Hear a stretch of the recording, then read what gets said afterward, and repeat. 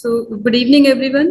I, Asha Sharma, Chartered Accountant in Practice, welcome you all in this today's webinar organized by the Gurugram Women Chartered Accountant Association, and in short, we call it as GWCAA. As you all know कि GWCA अभी हमने कुछ time पहले ही इसका formation किया है and I can say कि formally incorporate किया है। पहले ग्रुप तो था हमारा काफी पहले से, बट एक फॉर्मल इसको लेकर के आना और एक फॉर्मल तरीके से काम करना शुरू करना हमने from the month of Feb 2025 start किया है। And happy to see that more and more women are now participating in one or the other way. It really feels good. तो in this today's webinar basically जो webinar हम लोग conduct करते हैं, this webinar is one of the part which GWCAA is doing. ये हमने जो webinars के लिए रखा है, इसका हमने उन्नति मंच इसको नाम दिया है हमने, सो दैट कि जो भी women, specially women chartered accountants, although everyone is more than welcome to attend these, because एक से ज्यादा हमेशा ही अच्छे होते हैं जब ये कुछ प्रोग्रेस की बात आती है एंड लर्निंग की बात आती है। तो इसमें हम लोग की कोशिश ये होती है कि जो भी इम्पोर्टेंट टॉपिक्स हैं उनको हम लेकर के आएँ और अच्छे से अच्छे स्पीकर्स को हम लोग अप्रोच कर पाएँ, और इसके साथ साथ ही जो हमारी विमेन मेंबर्स हैं जो आगे आना चाहती हैं, उनको भी हम एक एनकरेज करते हैं कि अगर आप सेशन लेना चाहते हैं किसी भी तरह से तो आप हमें बताएं, सो दैट अगर कोई फर्स्ट टाइम ले रहा है, उसको कुछ इश्यूज हैं कि वो एकदम से नहीं कर पाते, तो हमारी कोशिश होती है एक छोटा सा टाइम स्लॉट दिया जाए। तो this is also we are trying to do. So in this series, today we have with us CA Anuj Shah sir. Welcome sir. He is from Ahmedabad, and sir, thank you so much that you accepted our invitation. Yes, you are ready to take the session, and as far as I remember, he said कि number of participants doesn't matter so far as CA fraternity is concerned. So nice of you sir. तो friends, आज के इस session में जो main हमारा focus रहेगा, that focus is on TDS and TCS on the foreign remittance. As we all know that आज का जो बहुत ही इवॉल्विंग टैक्स लैंडस्केप है, जहाँ पे not only within India but एक international transactions day by day increase होती जा रही है। तो we must be aware of कि हमारा इनकम टैक्स प्रोविजन क्या कहता है। बहुत छोटी सी बात है, आज आपका एक क्लाइंट आपके पास आता है, बोलता है मैं तो बाहर घूमने के लिए जा रहा हूँ, टूर के लिए जा रहा हूँ, लेकिन ना मेरा जो ट्रैवल एजेंट है वो कह रहा है जी आपको TCS कर, आपको ये एडिशनल पैसा देना पड़ेगा, कुछ तो भी टैक्स मांग रहा है वो। एक क्लाइंट इस तरह से आता है। So we must be aware कि वो TCS मांग रहा है, वो कुछ तो भी टैक्स नहीं है, और वो जो TCS मांग रहा है वो करेक्ट मांग रहा है या नहीं मांग रहा है। तो एक बहुत छोटा सा एग्जाम्पल था ये। तो इस तरह से हमारे डे टू डे लाइफ में ये जो क्रॉस बॉर्डर ट्रांजेक्शन से इंक्रीज होती जा रही है। तो that's why we thought of this topic, and Anu sir graciously agree to be a speaker. So with this, without taking much of time, I would take this opportunity to introduce our today's speaker, very esteemed speaker, CA Anuj ji. So he is a fellow member of the Institute of Chartered Accountants of India. He qualified in 2009 and he's a rank holder of PE1 as well as in PE2 level. And his focus area of practice is the advisory and the compliance work relating to the direct taxation as well as in the international taxation also. And he has the work exposure with the large size and the mid-size consulting firms having pan-India presence. And he has also qualified his diploma in international taxation also in 2018. And he is handling the matter of his clients at various levels up to the IT/AT level in the income tax. So with this, sir, I welcome you once again. And now the stage is yours. First of all, thank you, Asha ji, for inviting me to Gurugram Women's CA Association. I'm really thankful for the opportunity which has been given to me. As she has mentioned in the beginning of her speech, that this is the Unnati Manch, so platform for progress, as they say. And what I understand is by departing or by sharing the knowledge amongst fraternity members, we can definitely achieve the objective of progress, and this platform can be work as a very good model for us to share our thoughts and understanding.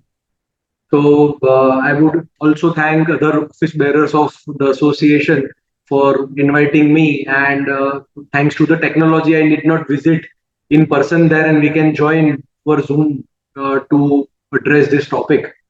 Uh, with this brief understanding, I'll just share my screen so that we can start on with the topic.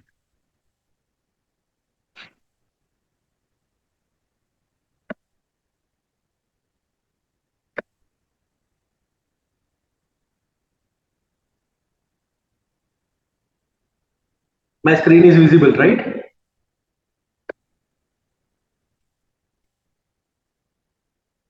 Yes, screen is visible. Just please make it in slideshow mode. Sure, sure.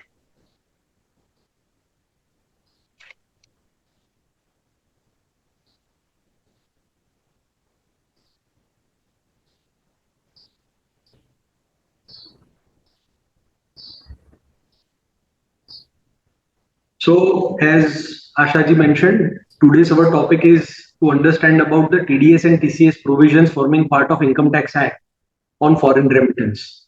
So, in this time form of around 1.5 hours, we'll try and capture the understanding about what are the obligation of an organization, of an entity, when a payment outside India is being made.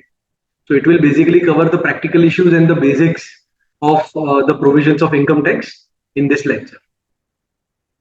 As you all know that the structure of our existing Income Tax Act provides the chargeability under section 4 of the Income Tax Act. In subsection 2 of that particular section, it has been stated that whenever the tax is required to be paid and which is chargeable under the provisions of section 4.1, the same can be paid by way of advance tax, or it would be deducted from the source from which income is getting generated. So how, if somebody is questioning how the mechanism of tax deduction or tax collection has arose, then this is the base section, and whosoever is into the direct tax practice should take into consideration section 4 of the Income Tax Act, which would give them the chargeability required. Now, the entire mechanism of TDS and TCS provisions are forming part of chapter 17 of the present Income Tax Act. Why I am referring more and more present Income Tax Act, because we all know that this act is taking an underchange and going under a massive outlay by the finance bill, which income tax bill, which has been produced, and we may see in a near future revamped Income Tax Act. So till the time the bill becomes act, we would be dealing with the existing provisions of the Income Tax Act 1961. Now, chapter 17 of the Income Tax Act 1961 talks about the income tax TDS provisions, TCS provisions with reference to payment being made to resident, non-resident, and other mechanism and general provisions. In today's session, we are going to try and capture what is the overview of section 195, because as you all know that when the payment is being made to a non-resident, the other provisions which are listed from section 194 would have limited implications, and majority all the payments would get governed by section 195 of the income tax. In this lecture, we will try and cover what is its scope, what is the chargeability to tax in India, what are the taxability under section 9 of the Income Tax Act, what is to be considered as rates in force, what is the procedure for TDS on foreign remittance, what is the meaning of tax residency certificate and how it is important, what is double taxation avoidance agreement and multilateral instrument, in short, which is known as MLI. What are the other formalities of section 195 apart from the general understanding? What are other sections of Income Tax Act in nutshell which govern the payment to non-resident? What are the provisions of TCS? Because just Ashaji mentioned in the introduction that while we are going outside India for a certain tour package, the tour operator has been given the responsibility to collect some tax. What are such provisions where they are placed under the existing act? We would learn about that.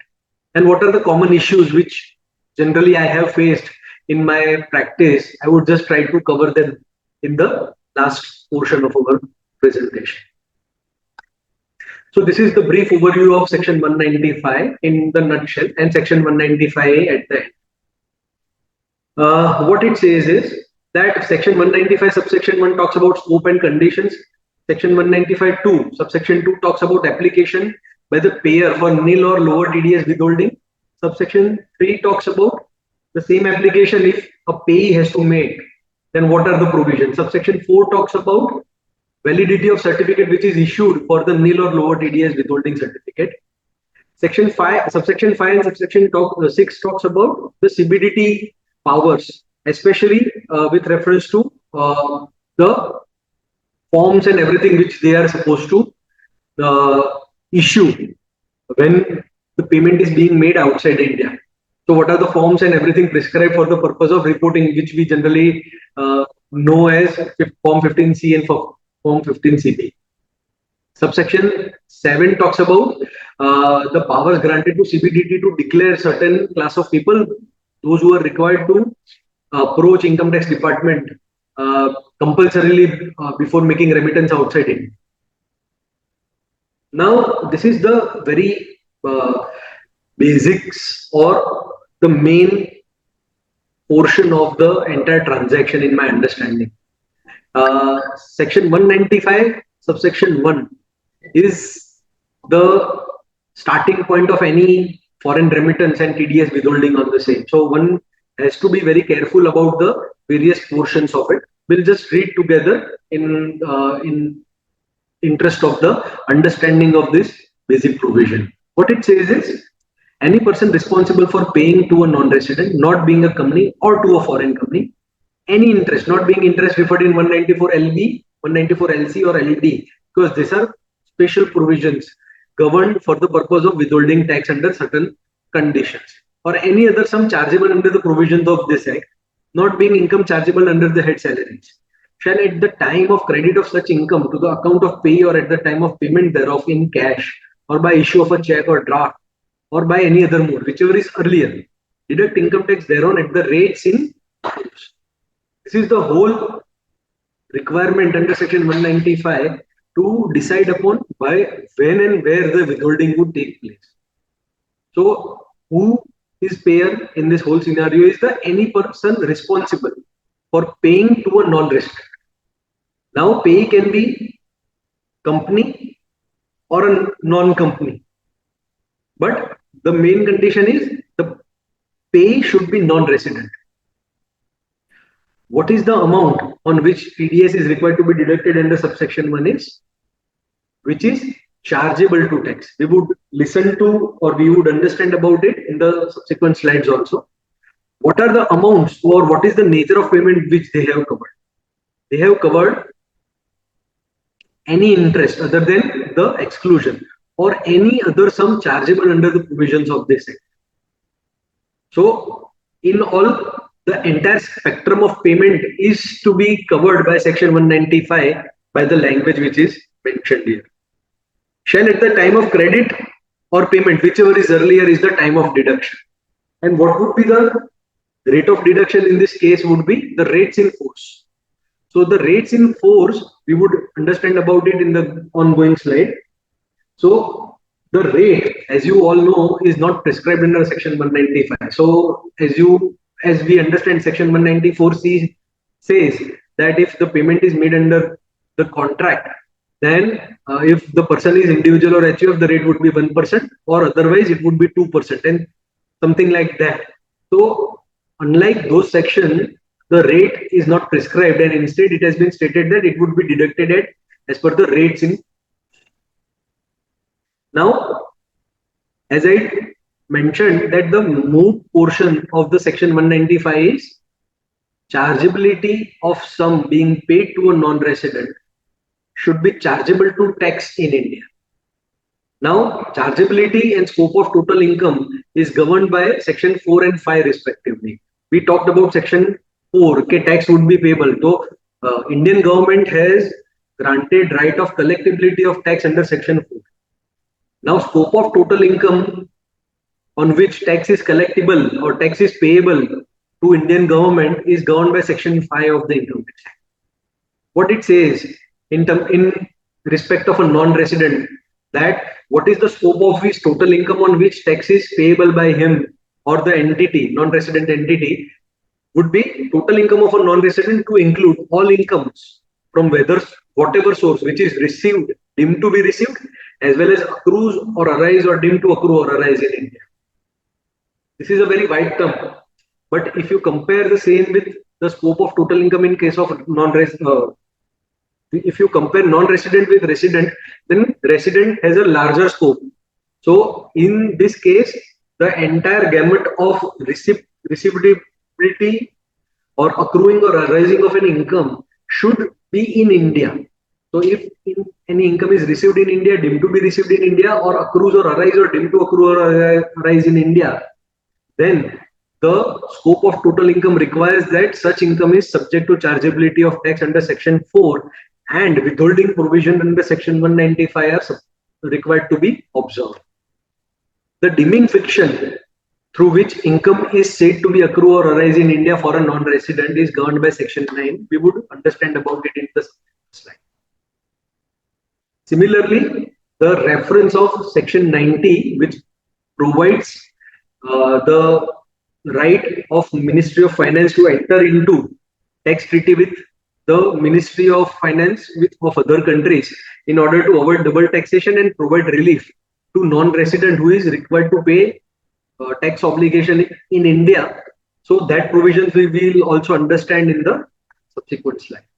So this is what the entire gamut of chargeability of tax under the provisions of Income Tax Act. I would also like to request, if somebody has some doubt, please note the same down, and we would have sufficient time at the end of this session to take questions.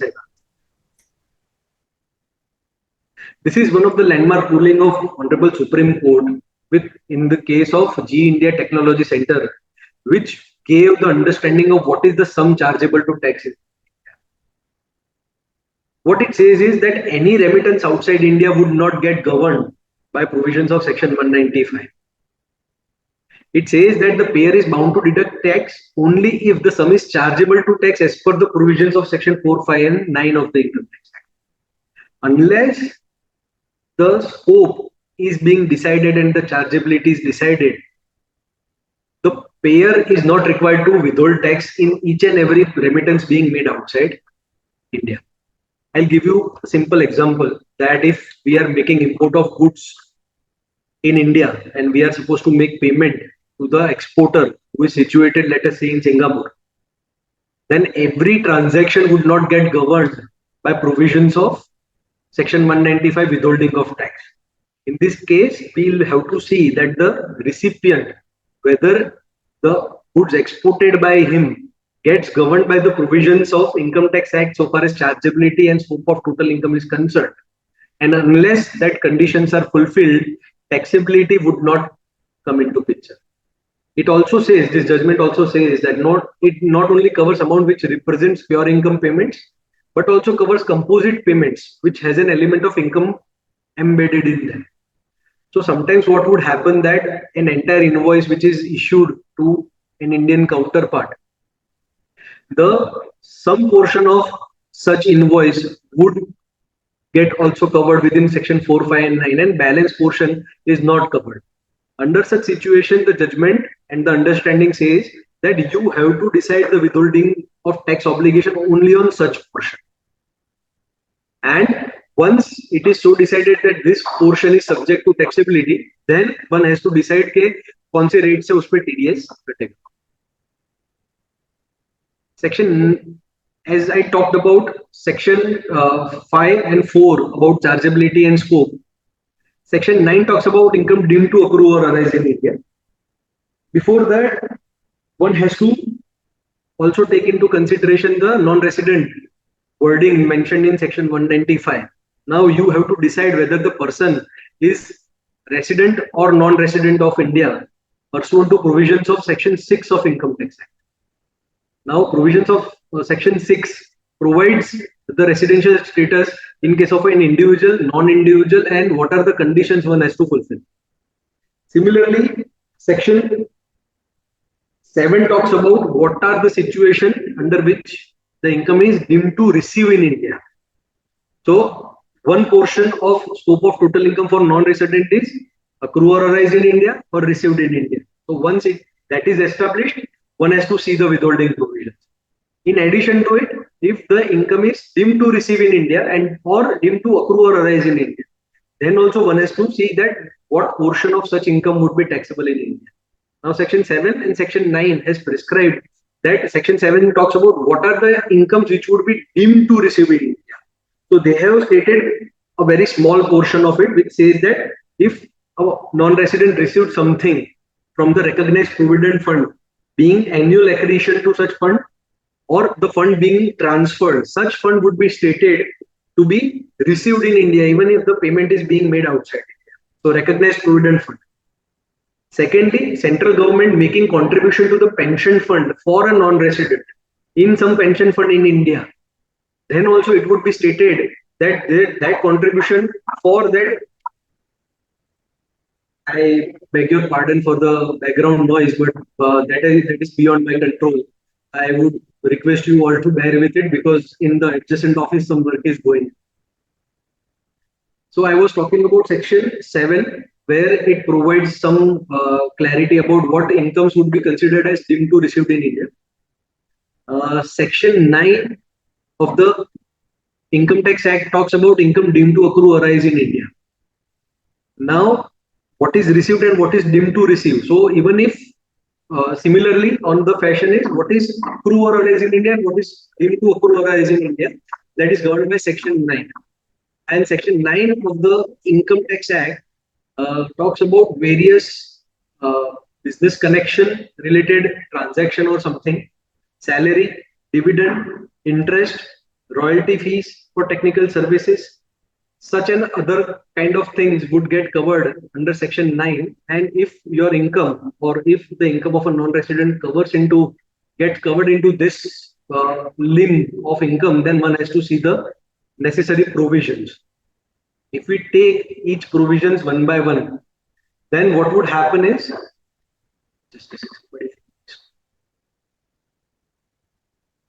somebody has raised query, will explain. So the lady has or the person has.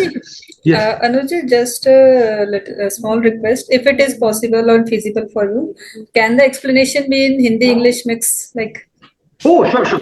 So I'm well versed with Hindi also. So मैं कोशिश करूँगा. I may not be very much. No, it can be mixed in. I just got a request from one of the participants. But maybe the next request will be कि please keep it in English only. Just a mix. Fair. Thank you. We are there for the participants only. So उनका हुक्म sir. Thank you. Okay, so जैसे मैं बता रहा था कि Section 9 कहता है कि कौन सी सिचुएशन में income for a non resident would be deemed to accrue और अराइज इन इंडिया.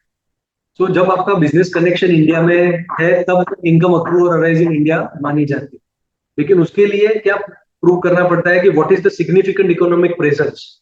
ये वर्ड बहुत मायने रखता है. बिजनेस कनेक्शन अगर इंडिया में प्रूव करना है तो अभी उसका गवर्नमेंट ने bifurcation दिया है in terms of revenue as well as in terms of number of users. I'll just give you an example कि मान लीजिए आप Netflix को यहाँ से एक्सेस करते हैं. अभी India is a very big market because India में पॉपुलेशन बहुत ज्यादा है तो कंज्यूमर्स बहुत ज्यादा है. नाउ Netflix की वजह से इंडिया में से लोग Netflix को एक्सेस करते हैं, Netflix के सब्सक्रिप्शन का पेमेंट करते. अब मान लीजिए कि नेटफ्लिक्स का इंडिया में ऑफिस ही नहीं है, फिर भी उनका सोर्स यहाँ है, तो उनका एक आर्ग्यूमेंट ऐसा हो सकता है कि भाई मेरा तो इंडिया में कोई ऑफिस ही नहीं है, मैं तो बाहर से जो ब्रॉडकास्टिंग है कर रहा हूँ, तो मुझे इंडिया में क्यों टैक्स पे करना है. तो उसके सामने इंडिया का आर्ग्यूमेंट ये रहेगा कि भाई आपका जो मेजर कंज्यूमर बेस है वो तो इंडिया से है, तो इंडिया के रिसोर्सेज का यूटिलाइजेशन करके आप अगर अपना प्रॉफिट बढ़ा रहे हैं तो इंडियन गवर्नमेंट को उसमें से थोड़ा टैक्स मिलना चाहिए. तो उन्होंने रेवेन्यू और यूजर थ्रेशोल्ड प्रिस्क्राइब किया है, विच टॉक्स अबाउट कि अगर रेवेन्यू थ्रेशोल्ड 2 करोड़ से ज्यादा है या 3 लाख यूजर से ज्यादा है तो ऐसा माना जाएगा कि उनका सिग्निफिकेंट इकोनॉमिक प्रेजेंस इंडिया में है.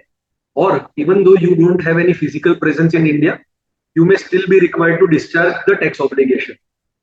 तो ये लोग अभी क्या करते हैं कि ये लोग इंडिया में एक ऑफिस क्रिएट करते हैं जहां से इंडिया की इनकम वहां जनरेट होकर उस पर वो फिर टैक्स पे करते हैं. This is just an example for your general understanding. Similarly, from capital gain chapter, what they have stated is that if the property is situated or capital asset is situated in India, then income from transfer of such asset or income received from such capital asset would be deemed to accrue or arise in India. With reference to salary, it has been stated that services rendered in India or paid by government of India to citizen of India, even though the citizen is non-resident, in terms of his pay outside India. जैसे आपको section 6 पता है कि section 6 में days की conditions prescribe की गई है. अगर आप वो डेज फुलफिल करते हो तो आप नॉन रेसिडेंट माने जा सकते. So even if the income is being paid to a citizen of India whose residential status is non-resident, such income would be deemed to accrue or arise. If the dividend income is paid by the Indian company, then such income would be deemed to accrue or arise. With reference to interest payable by resident or non-resident for Indian business or source in India, would be governed by income deemed to accrue or arise. And similarly for royalty or fees for technical services, the same condition is. Now it is very interesting to understand about interest, royalty, and fees for technical services. What it says is that if your payment helps the business outside India and the source of income is also outside India, under the circumstances, it may so happen that income may or may not arise in India. So what it says is, अगर आपका business outside India है और source of income भी outside India है और उसके लिए कोई रेसिडेंट इंडियन पेमेंट कर रहा है, तो वो इनकम ये डिमिंग फिक्शन से बाहर चला जाए. I will give you an example.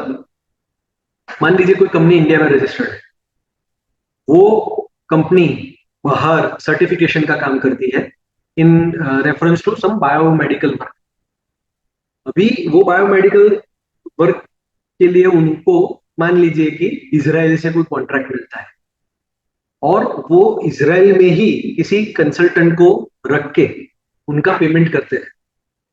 तो ये केस में क्या हुआ कि जो इंडियन एंटिटी है बीइंग रेसिडेंट इन इंडिया, उनका बिजनेस इजराइल में है, तो source of income is outside India and the payment is being also made to a person whose services are also rendered outside India. India में उनके business का कोई काम नहीं है. So although this certification fees would get governed as fees for technical services, then still it can be argued that this income would not get chargeable in India because it would go outside the exclusion of deeming fiction. Similarly, अगर non resident payment कर रहा है तो वो तभी taxable होगा जब उसका बिजनेस इंडिया में होगा और वो पेमेंट इंडिया में कर रहा हो, तभी जाके इसकी टैक्सेबिलिटी कंसिडरेशन में आए. तो ये दोनों चीज जब भी आप टैक्सेबिलिटी डिटरमाइन कर रहे हैं तब उसको थोड़ा ध्यान में रखना जरूरी है. अगर वो एक्सक्लूजन में से निकल रहा है तो it is very good that we can always argue that the sum is not chargeable to tax in India by virtue of provisions of section 9 and that's why the deeming fiction doesn't work and that's why it is not subject to withhold.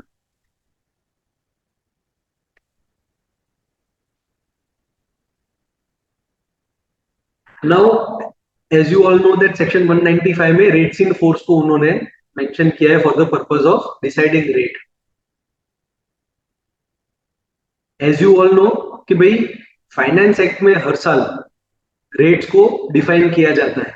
वहां एक बड़ा सा chapter दिया जाता है after the finance act. तो section 237A clause 3 क्या कहता है रेट्स इन फोर्स को डिफाइन करने के लिए with reference to payment to non resident. What are the rates to be taken into consideration is rates or rates of income tax specified in this behalf in the Finance Act of the relevant year, or rates of income tax specified in double taxation avoidance agreement entered into by the central government under section 90 of the act, whichever is beneficial. अभी ये beneficial का provision कहाँ लिखा है? तो subsection 2 of section 90 में ऐसा mention किया है कि जब भी non resident को इनकम टैक्स के हिसाब से चार्जेबिलिटी आती है, तो वो double taxation avoidance agreement which in short is known as DTAA, उसके रेट का लाभ ले सकता है subject to fulfilment of certain condition. So in short what are the rates in force, जो फाइनेंस एक्ट में रेट प्रिस्क्राइब किया गया है वो या DTAA में है by virtue of section 90 subsection 2, दोनों में से जो भी बेनिफिशियल है उसको कंसिडरेशन में लिया। अभी आप पैसा बाहर भेजने जा रहे हैं तो आप उसमें क्या क्या ध्यान रखेंगे, इस पे थोड़ा डिस्कशन कर लेते हैं। सो इट सेज दैट आपको सबसे पहले क्या करना है कि आपको जो invoice, because we are practitioner so we may or may not get all the documents from the client, so it is necessary that we have to verify the factual and basic documents and identify the nature of transaction before jumping into what is the tax which is going to get withheld from the payment. सबसे पहले उसका basis the provisions of section 9 हमको उसका चयन कर लेना है, क्योंकि आप अगर देखेंगे सेक्शन 9 को शांति से तो उसमें हर एक इनकम का टैक्सेबिलिटी भी दिया गया है, उसके साथ हर एक इनकम का अंडरस्टैंडिंग भी दिया गया है कि इसको क्यों फीस फॉर टेक्निकल सर्विसेज माना जाए, इसको क्यों रॉयल्टी माना जाए, एंड सो। अगर वो एक बार डिटरमाइन हो गया कि ये ट्रांजैक्शन पर्टिकुलर नेचर का है, उसके बाद अगर आपको ये चेक करना है कि सेक्शन 4, 5 और 9 में क्या वो कवर होता है या नहीं।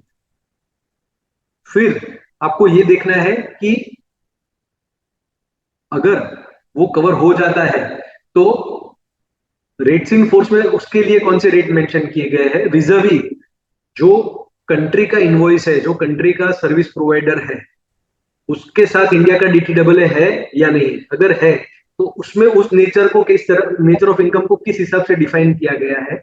Will take an example where the scope of income under 459 would be very large to cover all sorts of expenses or all sorts of income within that its ambit.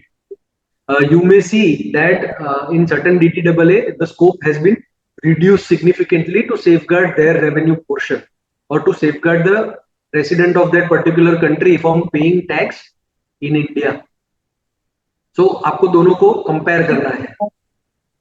अच्छा, अभी कंपैरिजन के time आपको क्या देखना है कि वो, जैसे मैंने आपको बताया था कि सेक्शन 90 सबसेक्शन 2 का बेनिफिट कब ले सकते हैं, जब भी आप सेक्शन 90 की बाकी की कंडीशंस को फुलफिल करें तब।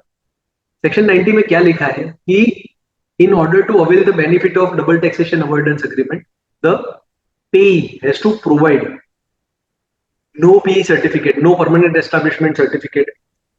He also have to give the declaration that nobody in India is beneficial owner of the payment being made to him outside India. He is also required to provide the TRC, which is known as tax residency certificate, and he or that entity would have to upload form 10F on the income tax portal and provide the copy of such uploaded form to the payer in order to avail the benefit of DTD. इसके साथ हमने जैसे आगे देखा था, तो हमको ये भी चेक करना है या तो पेयर नहीं या तो पेई नहीं। सेक्शन 195(2) और 3 रिस्पेक्टिवली में इनकम टैक्स डिपार्टमेंट को अप्रोच करके लोअर टैक्स विदहोल्डिंग का कोई सर्टिफिकेशन लिया है या नहीं लिया है। अगर लिया है तो at the time of issuance of our certificate we have to take into consideration that for my apologies, the certificate being issued by the income tax department. Thereafter we'll have to decide whether 15CB CA certificate would be required for that particular payment or not, and if so, under which part we have to take that into consideration. And thereafter, once 15CB is issued, we'll have to appropriately help or support the client in filing part A or B or C or D of form 15CA. ये सारी जो procedural aspect है वो section 195 read with rule 37BB में mention. 15CA को जैसे before starting that I just give you some brief history about it. जब ये प्रोविजंस इनकम टैक्स एक्ट के स्ट्रक्चर में गवर्न हुए थे तब, और आज की तारीख में भी ऐसा ही मेंशन किया गया है, if you read that whether or not the sum is chargeable to tax in India, you have to make necessary reporting to the government. Thereafter they brought into coverage Rule 37BB. Rule 37BB में उन्होंने after some point in time ये 15 CA form को 4 part में bifurcation किया. उसके पहले क्या होता था, इवन एक्सपोर्ट पेमेंट वो भी 15 CA और 15 CB सर्टिफिकेशन के साथ भेजा जाता. फिर उनको लगा कि एडी बैंकर जो है उनके पास सारी इंफॉर्मेशन का बहुत बड़ा लोड हो जाता है. So in order to make the procedural aspects little bit less burdensome and more efficient, what they did was कि उन्होंने 15 CA को 4 पार्ट में बाइफर्केशन और साथों साथ 15 CB की रिक्वायरमेंट को भी उन्होंने थोड़े अंश तक कर्टेल कर दिया, so that the procedural aspect of on a business entity remains as less as possible. Now part A says that what is the payment chargeable to tax? If it is less than 5 lakh, then only declaration of payer in form 15 CA part A would suffice and 15 CB would not be required. Similarly, part B, payment chargeable to tax is more than 5 lakh and payer or payee has obtained certification under section 195 to 3 or 197. Part सी में ऐसा है कि payment 5 lakh से ज्यादा होना चाहिए और आपको सीए सर्टिफिकेट भी देना है. क्यों देना है? क्योंकि पेयर या पेई ने एओ से यानी इनकम टैक्स डिपार्टमेंट से कोई सर्टिफिकेट नहीं. और पार्ट डी क्या कहता है कि जब पेमेंट चार्जेबल टू टैक्स है ही नहीं, तब आपको पार्ट डी में सिर्फ उनको इंटीमेशन देना है और आपका अगर आप पार्ट डी के साथ बैंक के पास जाएंगे तो it is his responsibility to issue you the certificate और remit the fund outside India.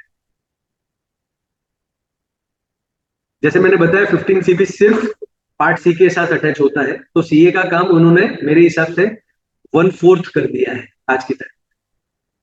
15 CC form भी होता है जो जनरली एडी बैंकर बैंक भरती है और गवर्नमेंट को इंफॉर्मेशन देती है कि कितना पैसा बाहर गए. ये सारी चीजें क्यों जरूरी है? क्योंकि India is a net importer country, तो हमारे पास हमेशा ये डर लगा रहता है कि हमारा फॉरेन एक्सचेंज इंडिया से बाहर इमीडिएटली चला ना जाए.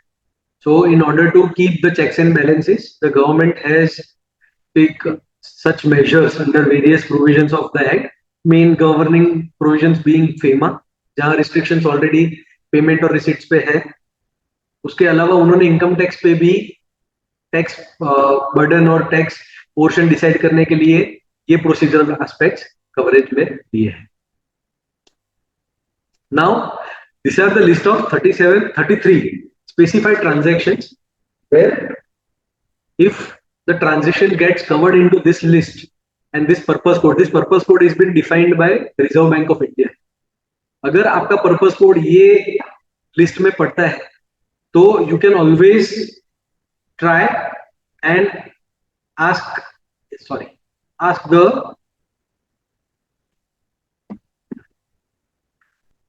बैंक कि मेरा पर्पस कोड ये है, तो आप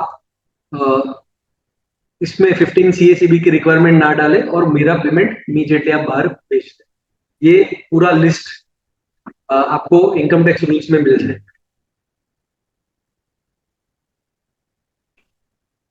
now let's come to the other portion of withholding tax, जो है डबल टैक्सेशन अवॉइडेंस एग्रीमेंट.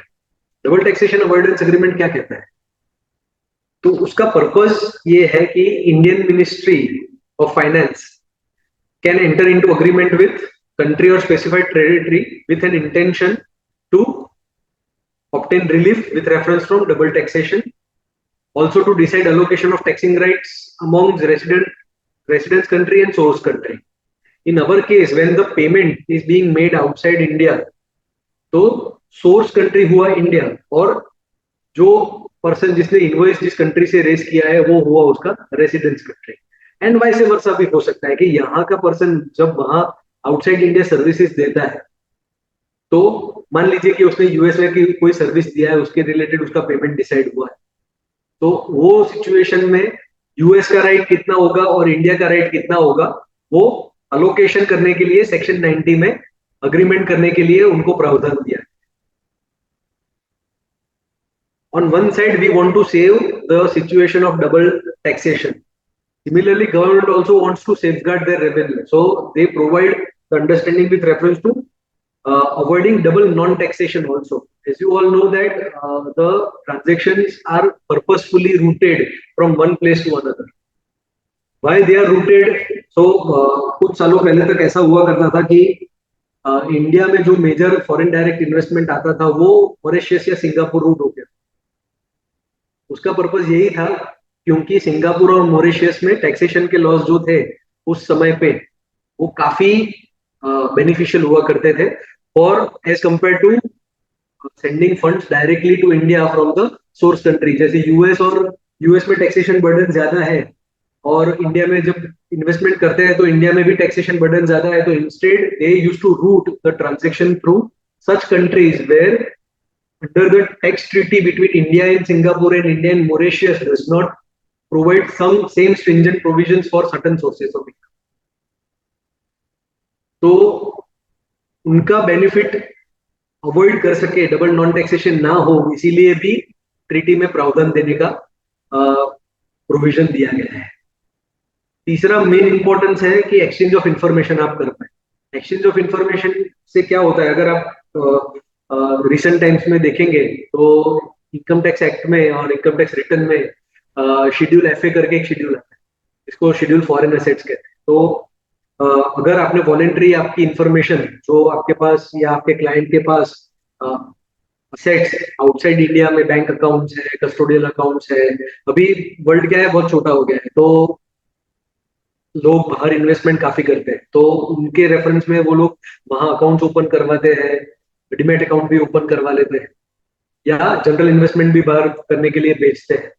तो इनका इंफॉर्मेशन गवर्नमेंट ऑफ इंडिया के पास कैसे आए, तो उसके लिए भी दो कंट्री के बीच में अग्रीमेंट होता है। जैसे मैं शेड्यूल एफए की बात कर रहा था, तो शेड्यूल एफए में अगर आपने वॉलंटरी इंफॉर्मेशन नहीं दिया है आपके क्लाइंट ने, although his residential status is resident, तो वो सिचुएशन में ऐसा हो सकता है कि they can ask for information from the Singapore entity और सिंगापुर फाइनेंस मिनिस्ट्री और finance ministry of other countries like that matter, कि जहां से उनको ऐसा एक्सचेंज ऑफ इंफॉर्मेशन मिल सकता है कि भाई ये पर्सन सिंगापुर का रेसिडेंट नहीं है, फॉर एग्जांपल वो इंडिया का रेसिडेंट है और उसका यहाँ सिंगापुर में 3 बैंक अकाउंट है, तो वो एक्सचेंज ऑफ इंफॉर्मेशन पे आपको नोटिस दे सकता है कि भाई we have come to know that you have a bank account outside India and you have not provided necessary information in the income tax return filed in India, then what are the implications to be charged on that particular person for non-compliance has to be seen by the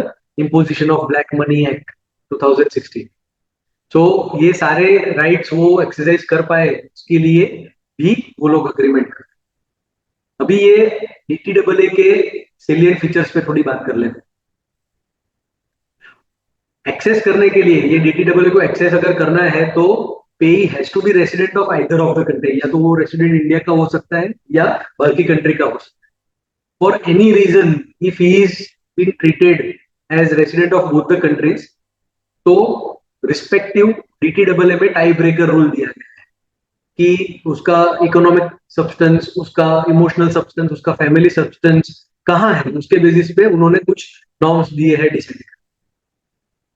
दूसरा, जैसे मैंने आगे शुरुआत में बताया था कि characterisation of income as per provisions of income tax act is little bit wider because India wants their fair share of tax revenue from a particular export of service transaction और इंपोर्ट ऑफ सर्विस ट्रांजैक्शन।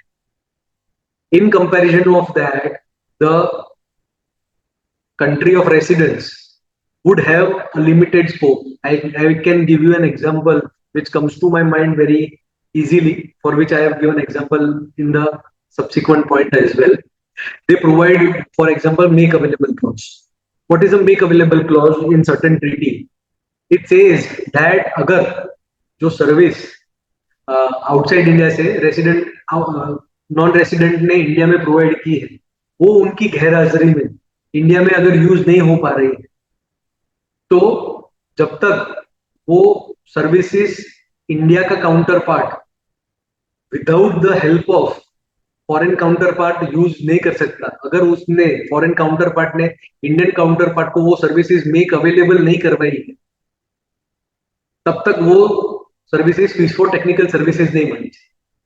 अगर वो fees for technical services made available नहीं है तो वो fees for technical services नहीं मानी जाएगी। उसका रिजल्ट ये आएगा कि भले ही सेक्शन 9 में वो डीम टू अक्रू और अराइज इन इंडिया है, subject to condition that the person outside India provides tax residency certificate form 10F, no permanent establishment declaration, then even though section 9 has implication, pursuant to section 90 subsection 2, whichever is beneficial has to get application, and ये जो service है वो DTAA के हिसाब से fees for technical service या fees for professional services नहीं मानी जाए। जब वो स्पेसिफिक हेड में नहीं मानी जाएगी तो उसका रेट भी अप्लाई नहीं होगा और वो इमीडिएटली जाएगी बिजनेस इनकम में। जैसे ही वो बिजनेस इनकम में जाती है, पहली कंडीशन उसको ये फुलफिल करनी रहती है कि unless and until the person has permanent establishment in India, which is little bit different from business connection. Please understand my friends, business connection define किया गया है इनकम टैक्स एक्ट में, DTAA में डिफाइन किया गया है permanent establishment. Permanent establishment fix place का भी हो सकता है, एजेंसी का भी हो सकता है, सुपरविजन टाइम का भी हो सकता है। जब तक वो परमानेंट एस्टेब्लिशमेंट वो फॉरेन काउंटर पार्ट का इंडिया में नहीं है, तब तक वो बिजनेस इनकम इंडिया में टैक्सेबल मानी नहीं जाती। तो अंडर द सर्कमस्टेंसेस, जैसे मैंने फीस फॉर टेक्निकल सर्विसेज का एग्जांपल लिया था, अगर वो मेक अवेलेबल क्लॉज में नहीं फॉलो होती है तो वो बिजनेस इनकम में फॉलो होगी। बिजनेस इनकम में अगर फॉरेन काउंटर पार्ट का परमानेंट एस्टेब्लिशमेंट इंडिया में नहीं है, तब जाके वो सर्विसेज वो और जो इनकम उसने जनरेट इंडिया में से की है उस पर टैक्सेबिलिटी इंडिया में नहीं है। ये सब कुछ चीज जब फॉरेन पेमेंट आउटसाइड जाता है तब 15 CA में as a chartered accountant it is our responsibility to evaluate all this.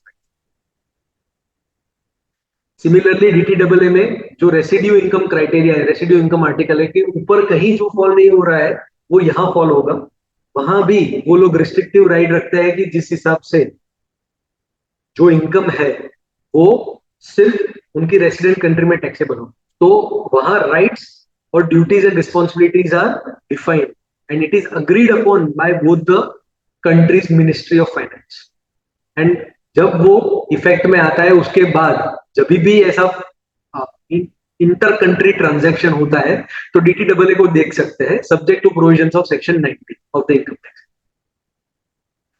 Similarly principal purpose test, limitation of benefit article, ये सारी चीजें DTAA का पार्ट होती है। प्रिंसिपल पर्पस टेस्ट पहले जब हमारे पास फॉरेन रिजर्व ज्यादा नहीं था तब हम टैक्स प्लानिंग के परव्यू में टैक्स अवॉइडेंस को भी टू एन एक्सटेंट लेके आते थे, जिसको आजादी बचाओ आंदोलन, अगर आप जजमेंट आप देखें तो उसमें फॉर्म ओवर सब्सटेंस का कंसेप्ट उन्होंने समझाया है। But now the situation has changed little bit, so in my understanding now the substance over form is prevailing, and that's why the principal purpose test, if the foreign counterparts principal purpose test, it is found that it is to avoid the taxation, then DTAA benefit may or may not arise to that particular foreign. Similarly, limitation of benefit article भी अभी insertion होना शुरू हो गया है, which puts an end to the beneficial provisions. जैसे अगर आप को याद होगा कि 2017 के आसपास इंडिया सिंगापुर ट्रीटी और इंडिया मॉरिशस ट्रीटी में एक लिमिटेशन आ गया कि वहां से अगर इन्वेस्टमेंट इंडिया में आता है और कैपिटल गेन वहां के रेसिडेंट को होता है तो ये साल के बाद वो लिमिटेशन जो ट्रीटी में इंडिया और मॉरिशस में प्रिस्क्राइब की गई है या इंडिया और सिंगापुर में प्रिस्क्राइब की गई है वो लागू नहीं होगी, और instead the stringent provisions which are applicable for the transaction with effect which are incurred after that date would prevail. तो जो कंडीशंस पहले बेनिफिशियल हुआ करती थी उस पर एक लिमिटेशन आ गया, तो उसको लिमिटेशन ऑफ बेनिफिट आर्टिकल कहते हैं for the purpose of DTAA। DTAA बहुत सालों से एग्जिस्टेंस में है। Now as you all know that the business spectrum or business outlay has changed significantly. आज जिस हिसाब से, जैसे हम अभी without having any physical presence, मैं अभी गुरुग्राम की ऑडियंस से बात कर पा रहा हूँ और आप अहमदाबाद के स्पीकर से रूबरू हो रहे हैं, उसी तरह से बिजनेस के मायने में भी बहुत सारे चेंजेस हो गए हैं। जैसे मैंने शुरुआत में भी बताया था कि अभी जरूरी नहीं है कि ब्रिक और मोर्टार के बिजनेस पे ही किसी और कंट्री में आप बिजनेस कर सकते हैं। Bye virtue of advancement of technology and in all innovations, the person without in moving an inch from its place can go to other place and provide services. अभी जो DTAA हमने 30-40 साल पहले या 50 साल पहले गवर्नमेंट दूसरी गवर्नमेंट के साथ एंटर्ड इंटू किया था, वो उस सालों की या उस समय की कंडीशंस को ध्यान में रखते हुए किया। अभी इंडिया को वही कंट्री के साथ this is the new business scenario negotiation करना है, तो ऐसा माना जाता है कि हर एक नेगोशिएशन में अगर आप 3 से 4 साल पकड़ के भी चले तो इन ऑल सारी कंट्रीज के साथ काम करने के लिए शायद बहुत सारे 100-150 साल भी हमको लग जाए। तो ओईसीडी और यूएन की जो सिग्नेटरी कंट्रीज है ये भी ये समझती है कि it is practically impossible to enter into negotiation for each and every treaty entered into by one country. In order to mitigate that situation, they have conceived this document called multilateral instrument, in short MLI. So I'll just read out from the presentation just for your ready reference. Wage erosion and profit shifting, which is a phenomena where the tax burden, in order to avoid the tax burden, people shift the profit from taxable jurisdiction to non-taxable jurisdiction. In order to curb such procedure, BEPS action plans have been placed on record. One of such action plan has conceived this MLI, which is called multilateral instrument. It contains the conditions of taxability under the present scenario. And it is a very long document. It's a general document. And it says that if the countries are signatory to this MLI, then what would happen? That those who are signatory to this MLI, once they ratify this MLI, all the treaties which are entered into by such countries, and on the counterpart country is also signatory to MLI, then the tax treaty between both the countries would get governed by the updated provisions of MLI. So मैं आपको example देता हूँ, जैसे Sweden is also signatory to MLI, India is also signatory to MLI. तो जो India और Sweden की tax treaty थी जो 90s में अग्री अपॉन हुई थी, उसको अभी रीड किया जाएगा जहां जहां इन्होंने एमएलआई के आर्टिकल्स को एडॉप्ट किया है, वो सब आर्टिकल्स के लिए एमएलआई की टेक्स्ट ओरिजिनल ट्रीटी की टेक्स्ट को रिप्लेस कर देगा। तो आप जब भी इनकम टैक्स वेबसाइट पे या किसी और नॉलेज पोर्टल पे अगर ट्रीटी को एक्सेस करें तो वहां आपको दो ट्रीटी दिखाई देगी। एक जो होगी वो ओरिजिनल टैक्स ट्रीटी होगी और उसके नीचे ही एक दूसरी ट्रीटी होगी जो सिंथेसाइज टैक्स होगी। वो सिंथेसाइज टैक्स एक्चुअली जो दोनों कंट्री ने नेगोशिएशन करके जितने ओरिजिनल डीटीएए के आर्टिकल को रिप्लेस किया है एमएलआई की टैक्स से, वो एमएलआई की टैक्स को रिप्लेस करने के बाद वो ट्रीटी कैसी दिखेगी उसका रिव्यू है। तो अगर आप इंडिया सिंगापुर की ट्रीटी देख रहे हैं, इंडिया स्वीडन की ट्रीटी देख रहे हैं, तो आपको वो सिंथेसाइज टैक्स को ध्यान में रखना है, नहीं कि ओरिजिनल ट्रीटी। अगर आप ओरिजिनल ट्रीटी पढ़ते हैं उसके बाद आप एमएलआई वाली सिंथेसाइज टैक्स को पढ़ते हैं तो आपको आइडिया आ जाएगा कि कौन से आर्टिकल में कहाँ क्या चेंज हुआ है, जिसमें modification of preamble, principal purpose space को एडॉप्ट करना, वो सारे मिनिमम स्टैंडर्ड्स प्रिस्क्राइब किए। उसके अलावा depending upon the negotiation between two countries, certain aspects of MLI are also forming part of the existing DTW. What are the key articles of MLA? Lower tax rate for dividend income with beneficial ownership test. तो पहले dividend income पे सिर्फ lower tax rate उन्होंने prescribe किया गया था कि जब आप अगर यहाँ के रेसिडेंट है और आपको डिविडेंड इनकम बाहर से आता है तो पहले नॉर्मल लैंग्वेज था लोअर टैक्स था।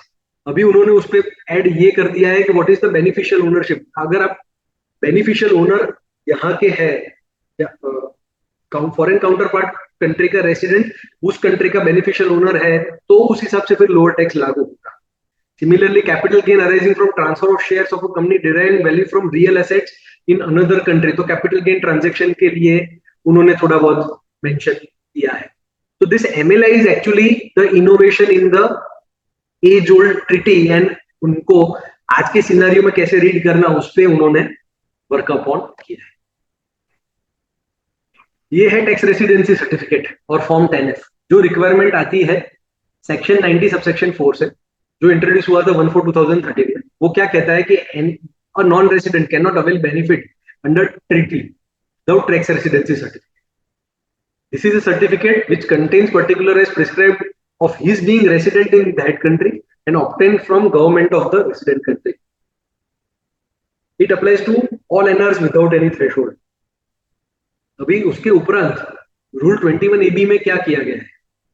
रूल 21AB में एक फॉर्म प्रिस्क्राइब किया गया है जिसको फॉर्म 10F कहते हैं. अभी आज की तारीख में ये कंडीशन है कि टीआरसी के साथ the resident of other country has to upload compulsorily form 10F on income tax portal. Because what would happen that TRC format of different country would be different. It would be in different language. So Indian government or Indian income tax department would not be able to decipher all the agreements in a single understandable format. In order to mitigate that situation, उन्होंने क्या किया है कि standardized format को prescribe किया है form 10F को और वही 10F में आपको डेटा भर के इनकम टैक्स पोर्टल पे अपलोड कर देना है. उसके लिए लॉगिन की भी मेरे हिसाब से जरूरत नहीं है. कौन सी सिचुएशन में फॉर्म 10F आप फॉरेन काउंटर पार्ट से नहीं मांगेंगे? मेरे हिसाब से दो सिचुएशन है. एक सिचुएशन में जब फॉरेन पार्टी को पेमेंट करने के टाइम हम ट्रीटी का बेनिफिट नहीं ले रहे हैं, वन. और दूसरा कि जो टीआरसी का फॉर्मेट है जिसमें name, address, nationality, organisation status और period for which TRC is valid, वो सारी चीजें प्रिस्क्राइब की गई है. तो रूल 21AB कहता है कि अगर आप फॉर्म 10F उस सिचुएशन में नहीं लेंगे तो चलेगा. बट मेरे पर्सनल एक्सपीरियंस में मैंने जितना अभी तक देखा है टीआरसी में ये सारे पर्टिकुलर्स ज्यादातर नहीं होते हैं. So under the circumstances, it is always beneficial for the payer to obtain Form 10F and to ensure that Form 10F is uploaded on income tax portal. Manual Form 10F is not at all acceptable to any future inquiry from income tax.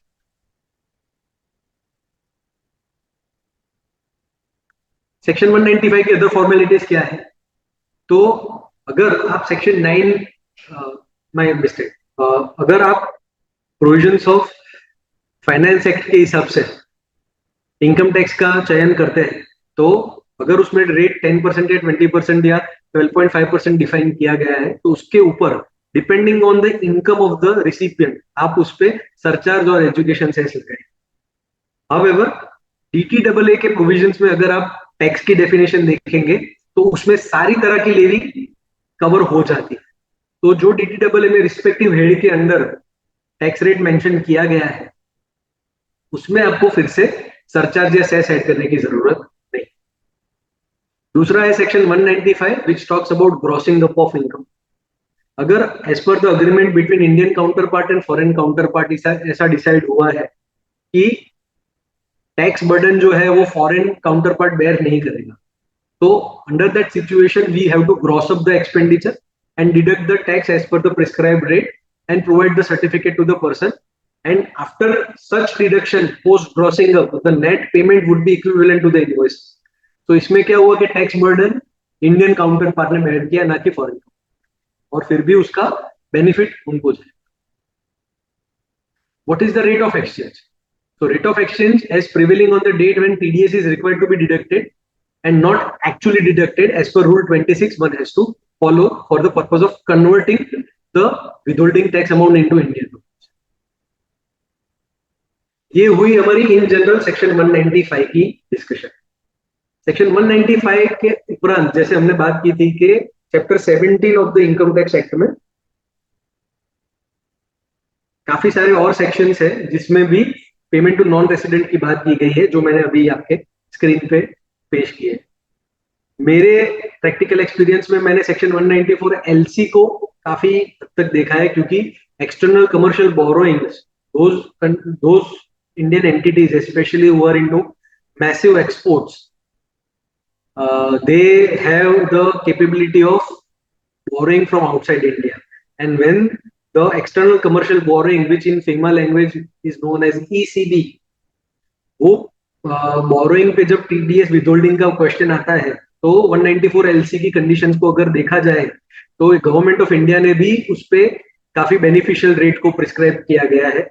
वहां 5% से भी tax विथहोल्डिंग हो सकता है, जबकि most of the treaty में मैंने जहां देखा है इंटरेस्ट पेमेंट पे जनरली 10 या 10% से ज्यादा का रेट प्रिस्क्राइब। ये बात हुई हमारी टीडीएस की। अभी आ जाते हैं टीसीएस प्रोविजंस पे।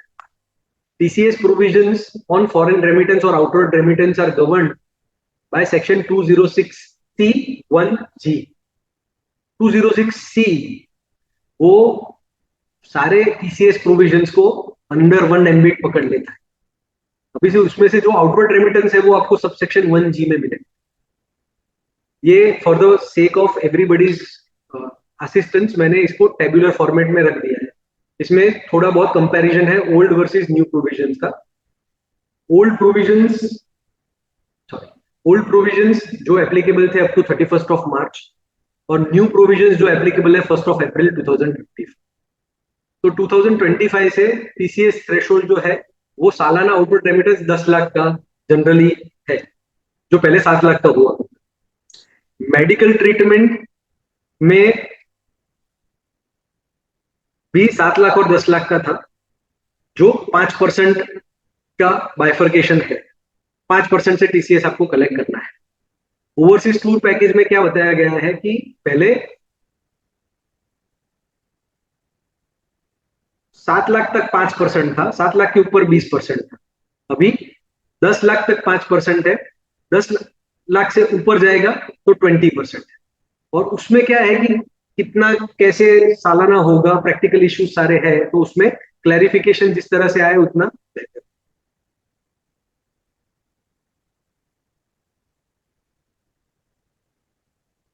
Educational funded by loan from a financial institution. No TCS funds from financial institution defined under section 80E, जो पहले exemption नहीं हुआ करता।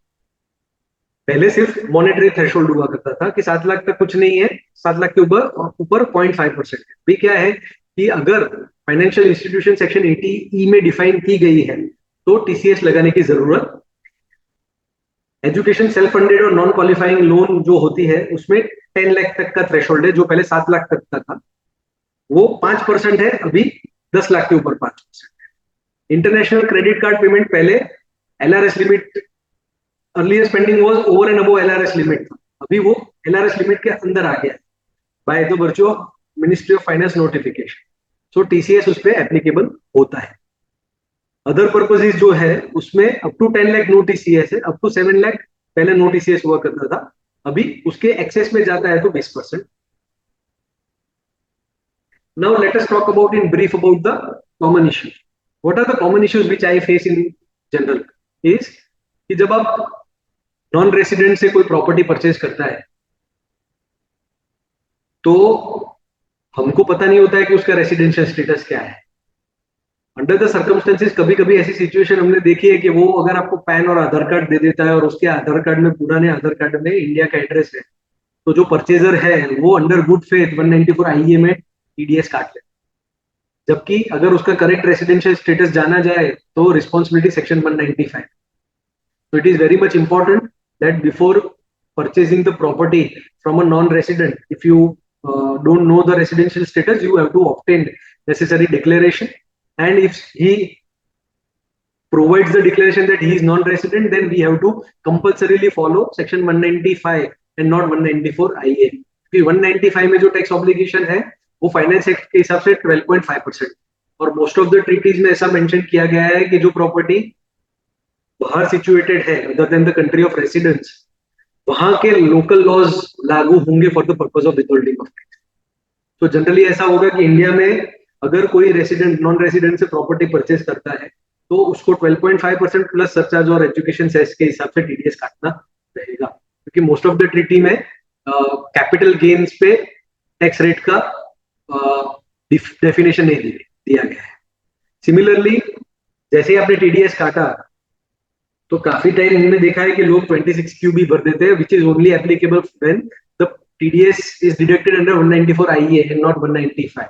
So in these circumstances, for the limited purpose of depositing tax for the non-resident, you have to obtain tax deduction account number, especially when you are an individual.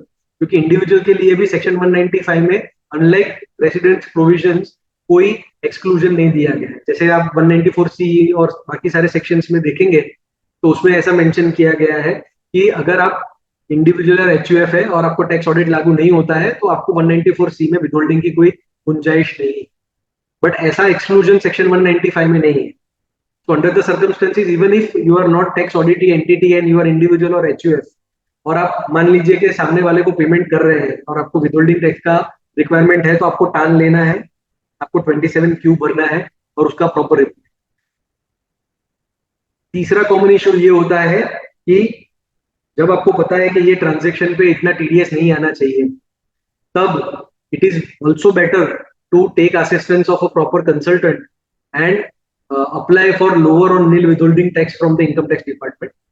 I have understood from various of my colleagues across India that the timeline for issuing the lower TDS certificate is reducing significantly, and they have been internally given instructions that they should issue the lower TDS certificate at the earliest to efficiently process that particular.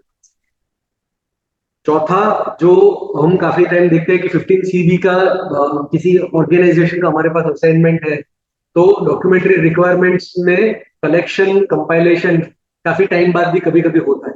It is very necessary that before issuing 15CB certificate, we should ensure that all the necessary documents which we discussed just now are obtained by the payer organization from the foreign.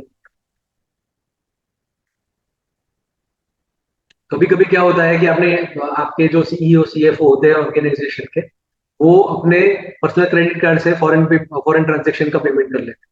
अगर किसी को payment किसी foreign journal को subscribe करना है या foreign party को छोटा सा पेमेंट देना है, ऑनररी पेमेंट या कुछ भी, तो अपने इंटरनेशनल क्रेडिट कार्ड से देंगे. भाई उससे क्या होता है कि वो पूरा ट्रांजैक्शन रीइंबर्समेंट नेचर का चला. अभी कोई आर्ग्यू ऐसा करेगा कि रीइंबर्समेंट है क्योंकि जो पेमेंट क्लेम करेगा वो तो डायरेक्टर करेगा, उसने तो कंपनी के बिहाफ पे TDS कंपनी के बिहाफ पे बाहर पेमेंट किया है, वो उसका तो खर्चा था नहीं. तो मेरे हिसाब से what is required directly is also required indirectly. So under the circumstances, it is necessary that such transactions also should get covered within the purview of tax withholding, और उस पे जो भी टैक्स बर्डन आता है उसको ध्यान में रख के उसका ऑब्लिगेशन कंप्लीट कर लेना चाहिए. 206AA में काफी सारी जगह नॉन रेसिडेंट के लिए पैन इंडिया में अगर वो ना ले तो एक्सक्लूजन्स दिए गए हैं जो रूल 37BC के हिसाब से गवर्न होते हैं.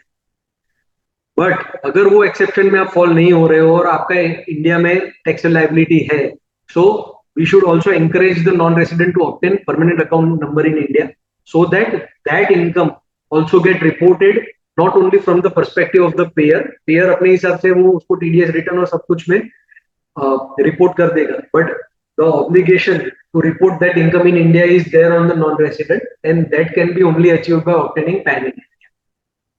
सो मेरे जो आखिरी के 2 पॉइंट है वो मैंने एक साथ कवर कर दिए, जिसमें पैन लेना और रिटर्न फाइल करना वो दोनों कवर हो जाए. So this is from my side. By and large I would open the forum for question and answer. I once again thank the Gurugram Women C Association for giving me this opportunity, and we can go for the question and answers if Thank you, Anuj ji. And I must say a very practical and a wonderful deliberation. Yeah. कुछ questions एक दो हैं आए हुए, कुछ मेरे भी डले हुए हैं. तो हम स्टार्टिंग से देख लेते हैं एक बार. Sure. तो I will just read out क्या क्या है. Please explain the ये जैसे this you already done ना. Please Correct. explain the pay non-resident. yes.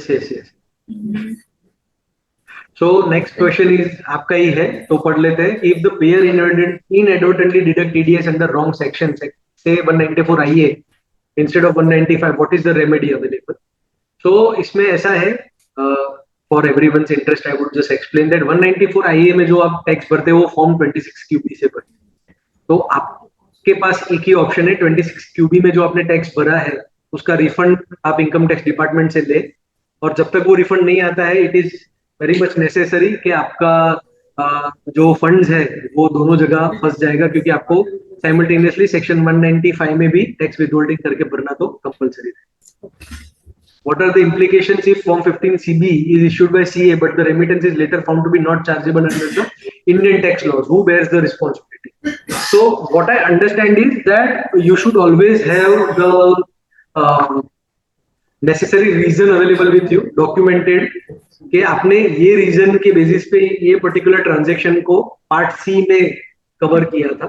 अगर आपका जो रीजन या रैशनल है वो लॉजिकल है और प्रोविजंस के हिसाब से है, तो मुझे लगता है कि there should not be any or the any subsequent penal action may get waived in case of a wrong CA certificate being issued. And it is very much important that before issuance necessary safeguards are being taken. And जो हम transaction को देखना चाहते हो अगर पूरी तरह देख पाए तो इट वुड बी बेटर कि हम गलत सर्टिफिकेट देने से थोड़ा बहुत बच सके। But whatever be the case, जो TDS एक बार कर दिया, हाँ जी, वो किसी भी तरह से अपने को रिफंड या that won't be available in this case. that won't be available. But what we can do is we can always provide the certificate of tax withholding to the foreign party, and Foreign party. in their resident country they can definitely take the credit of this. Okay. उसके लिए सारे प्रावधान income DTAA में provide किए। Next you have already answered, so no need of that. Then the next question is of Ankita Bansal. Yes, is Form 15CB required in case of TDS deduction on purchase of property from NRI in case of payment? Definitely, yes. You have to issue Form 15CB because most of the banks would ask, and अगर आपने tax withholding किया है, it is very much good compliance to issue Form 15CB. एक बार आपने 15CB issue कर दिया वो with reference to what is the tax obligation, उसके बाद NRO अकाउंट से NRE अकाउंट में अगर फंड ट्रांसफर करना है तब मुझे लगता है कि उस पर फिर जरूरत नहीं है। But that is being demanded by bank. Then we are yes. little bit helpless on that particular aspect because unless and until you want to go into dispute with the bank, otherwise तो सब practical समझ के issue करवा ही देते हैं। एक link question है इसी में कि जो प्रॉपर्टी परचेज के टाइम पर हम लोग देते हैं, लाइक एडवांस हमने दिया एज ए टोकन या बयाना जिसे बोलते हैं हम, तो उसमें एग्रीमेंट टू सेल किया, वहां पे ऑप्शन और राइट होता है कि अगर टाइम पे पेमेंट नहीं होती दैट कैन बी फोरफिट, या वो कैंसिलेशन होता है तो double the amount and all. In that case अगर हम उसको TDS करते हैं पहले showing that this is for the property purchase, तो इज इट राइट कि हमें पहले तो उस टाइम पे करना ही करना है जब मैंने एडवांस दिया, एंड लेटर ऑन अगर वो डील मेरी कैंसिल हो जाती है then what should be done, because वो AIS में का मिसमैच, वो TDS का मिसमैच, कई सारी चीजें इशू क्रिएट होते हैं। So very practical question I would understand, but the situation would arise is that when the involved transaction is of an immovable property, one has to look at the provisions of transfer of immovable property as well. As we discussed that the sum should be chargeable to tax in India. Yes. With reference to chargeability, there has to be transfer. There has to be transfer. तो immovable property के लिए transfer of property act में अगर आप जाए तो अगर आप देखेंगे उसमें तो मेंशन किया गया है कि all risk and rewards pertaining to the property should also get transferred. Not only the intention. So under the circumstances ये जो आप एग्जांपल दे रहे हैं उसमें क्या है कि जिसने बयाना दिया है शुरुआत में उसने पूरा रिस्क और रिवॉर्ड को ट्रांसफर किया नहीं है, करेक्ट?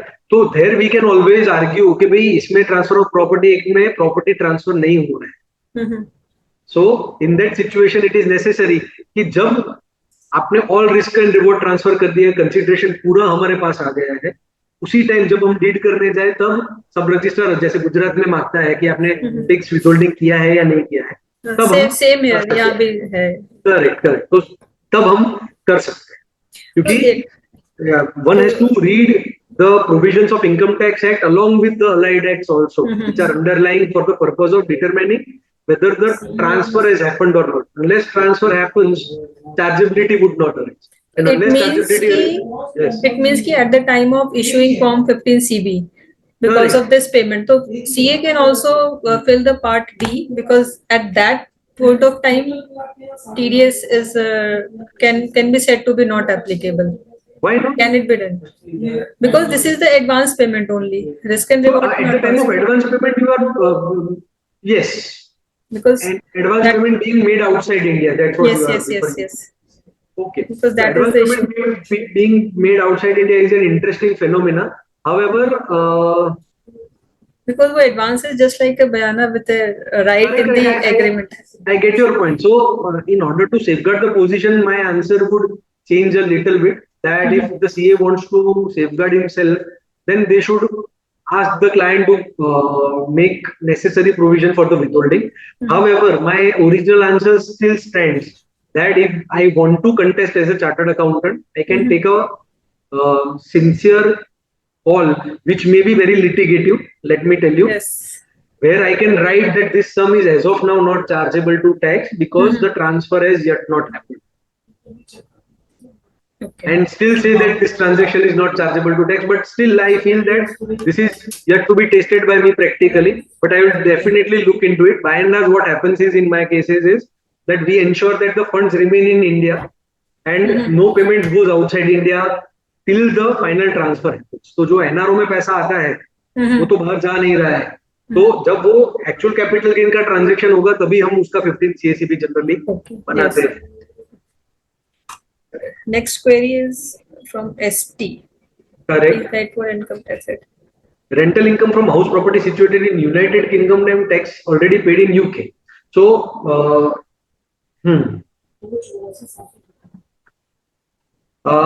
जो फर्स्ट क्वेश्चन है जिनका भी है, मैं ऐसा अज्यूम कर रहा हूँ फर्स्ट क्वेश्चन में उन्होंने जिसकी रेंटल इनकम की चार्जेबिलिटी बोली है वो शायद रेसिडेंट इंडियन की बोली, क्योंकि अगर वो पर्सन क्वेश्चन नंबर 1 में यूनाइटेड किंगडम का ही रेसिडेंट है तो फिर उसकी इंडियन इनकम टैक्स प्रोविजन पे कोई टैक्सेबिलिटी नहीं आए. अगर वो रेसिडेंट ऑफ इंडिया है तो क्या होगा कि जो रेंटल इनकम उसने वहां अर्न की है उसको कंपलसरी इंडिया में तो दिखानी है. अभी जब वो इंडिया में दिखाएगा, जो इंडिया के हिसाब से 30% स्टैंडर्ड डिडक्शन के बाद जो टैक्सेबिलिटी आएगा वो उसको यहाँ इंडिया में ऑफर करनी है. फिर एवरेज रेट पे जो भी उसका टैक्स रेट इंडिया में बन रहा है वो इनकम पे वर्सेस यूके में जो टैक्स रेट है जो उसने जहां टैक्स भरा है, तो वहां आपको एक फॉर्म 67 फाइल करना रहता है.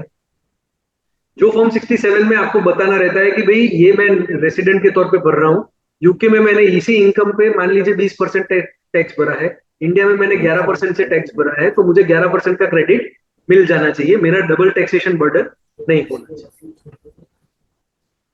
दूसरा क्वेश्चन ये है कि while filing income tax return in India for NR how to calculate tax paid under section 90. जैसे मैंने अभी आपको फॉर्म 67 का प्रावधान बताया, रूल 128 में वो कवर हो जाए. Because both these questions are not directly related to today's topic, तो बहुत detail में elaboration is. Yes. But yes, next is synthesized tax. Definitely, one has to take into account. This should be taken care of because most of the time, TTAA देखा उसमें लिखा and. But this is sometimes what happens is that for the scope of a particular income or coverage as per the DTAA. Yes, it's like looking at a current transaction and referring the provisions of Income Tax Act of Finance Act 2019. If it has been repealed or it has been expanded by Finance Act 2025, we would still be looking at Finance Act 19 or 20, then it would not support.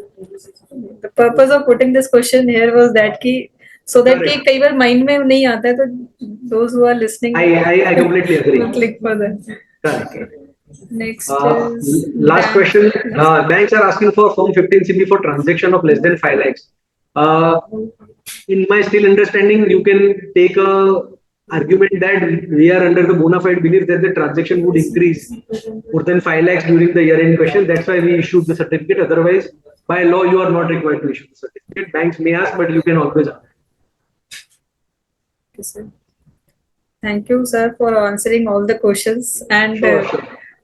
अगर किसी I का और hope, कोई question है, we can wait for a few seconds. If Sure, sure. anyone is typing or would like to ask anything, he or she can unmute. We can take one or two questions if anyone want to ask. Otherwise, we will proceed for the closure. Okay. So, let's proceed for the closure, sir. So, thanks very much for today's your wonderful deliberation and giving your precious time to us. And Thank you. definitely हम लोग को बहुत ही अच्छा एक learning experience मिला है. And to all the participants who joined us in a good numbers. And we hope कि आप लोगों को भी पसंद आया होगा ये. And हमारे जो next session होंगे उसको भी आप attend करेंगे.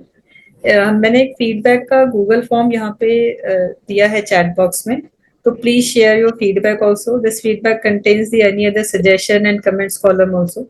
तो जो भी सजेशन आप किस टॉपिक पे रखवाना चाहते हैं या कैसे चाहते हैं, that you can also mention over there. And PPT sir ने मुझे दे दी है, तो दैट वी विल शेयर. आपकी जो फीडबैक में ईमेल आईडी होगी, that email ID I will use to send the PPT. With your permission, sir, I can share your PPT to the participants. Yeah, sure. Yeah, sure. And pardon me if there are any mistakes therein. Being human, we should always try to strive for the better. That's No it. worries at all. No worries. So thanks a lot, sir. Thank you so much, and thanks to all the participants. And we get from thank you, Harleen ji, for appreciating. All right, I'll sign off. Thank you, sir. Thank you so Thank much. you. Thank you.